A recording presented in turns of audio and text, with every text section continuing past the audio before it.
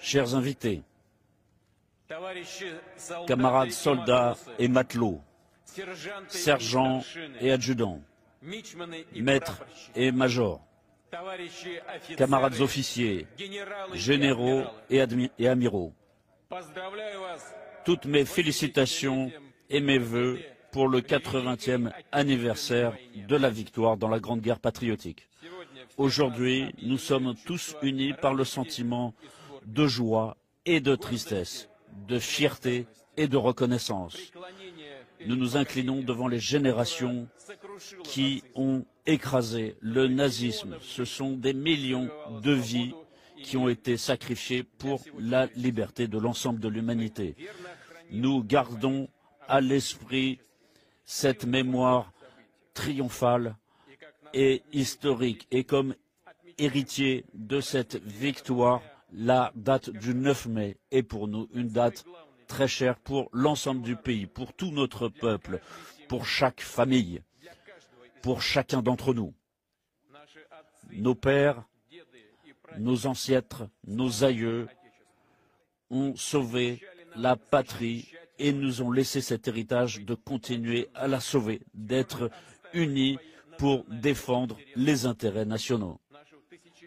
Notre histoire millénaire, notre culture, nos valeurs traditionnelles, tout ce qui nous est cher, tout ce qui est sacré pour nous.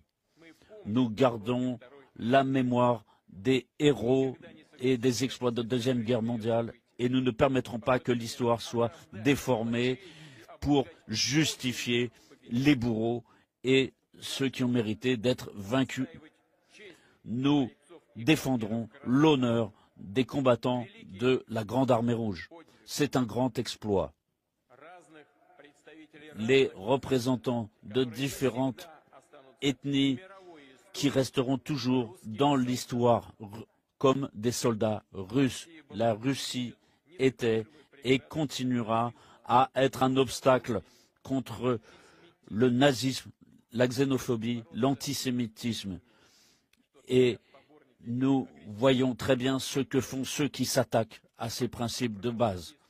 Nous sommes pour la justice, nous sommes de son côté. Tout notre pays, toute notre société, notre peuple soutient ceux qui participent à l'opération militaire spéciale. Nous sommes fiers de leur intrépidité, de leur témérité. Et c'est ce qui a toujours apporté à nous la victoire. Chers amis, l'Union soviétique a subi les coups les plus forts de l'ennemi. Des millions de personnes ont quitté la vie civile pour prendre les armes et dans tous les terrains, sur toutes les limites, toutes les frontières, ils ont défini l'issue de la Deuxième Guerre mondiale. Avec cette victoire sans contexte dans les grandes batailles à Moscou, à Stalingrad, dans la poche de Koursk, en Biélorussie.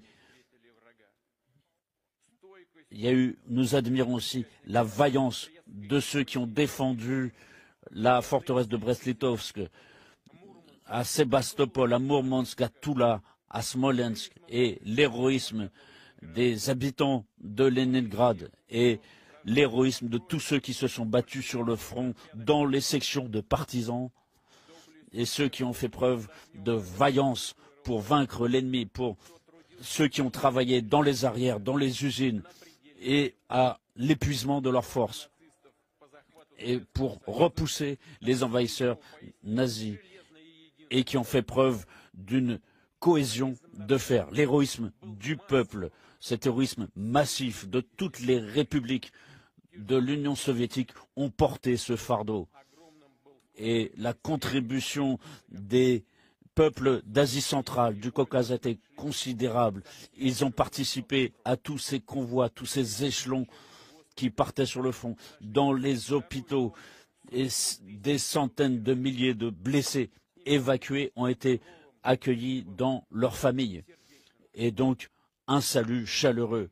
Nous saluons la mémoire de tous les anciens combattants de la Deuxième Guerre mondiale, de cette grande guerre patriotique, de tous ceux qui ont donné leur vie pour la victoire. et devant la mémoire des fils, des filles, des pères, des mères, des grands-pères, des arrière-grands-pères, des maris, des épouses, des frères, des sœurs, des proches, des amis.